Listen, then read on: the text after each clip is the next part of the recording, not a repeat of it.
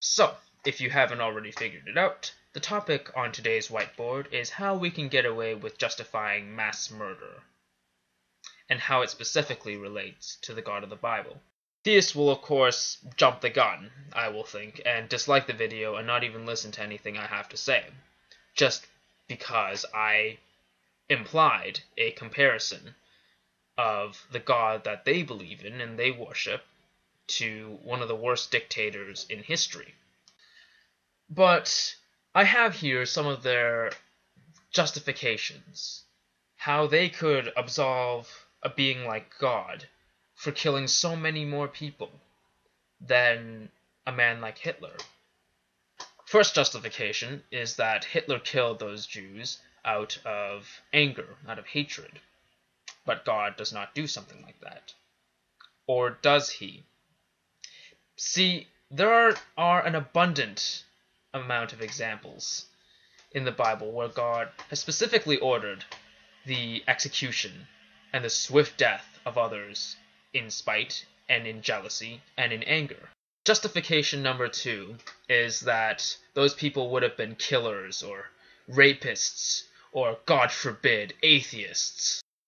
Isn't it so easy to justify killing anyone then if you will point fingers at them and say that they're a potential killer?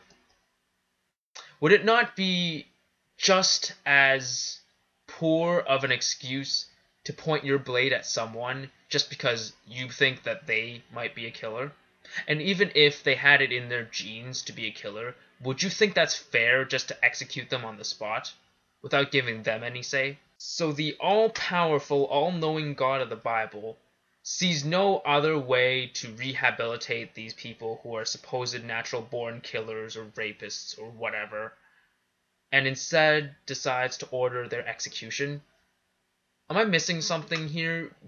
Because I've always wondered, do Christians ever consider the possibility that there might be a more efficient way of doing these things if you're both all-knowing and all-powerful? I don't really think Christians can empathize here, but imagine if there was something in you or a family member that made them a potential killer or a potential rapist or a potential thief of some sort. So, would you be so trigger happy to end your life and the lives of your family members if it was found that you were all potential rapists and killers? Justification number 3. It is simply beyond our comprehension as limited human beings to understand the will of an omnipotent being.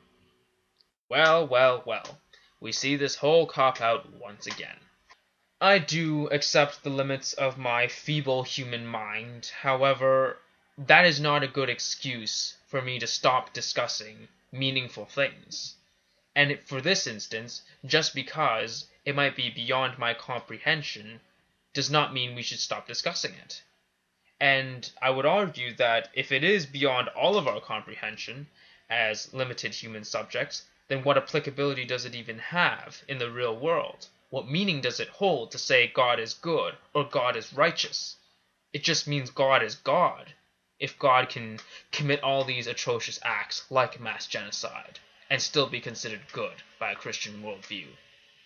And as a somewhat related side note, this brilliant plan of God's to exterminate all of the cancerous parts of society for the general good has rather backfired when you think about it, considering how he seems to have missed a few of the world's greatest dictators and murderers and rapists and general scum. So, not a very good or effective plan here. So when you think about it, comparing God to something as flawed as a human being is not necessarily a poor comparison. True, it might be inaccurate, and true, we might be way off in saying that we might not understand the will of an omnipotent, omniscient, omnibenevolent being. But hey, if a being can't even pass a simple test that is grounded upon common sense, we really have to question whether or not we should put our faith into this being.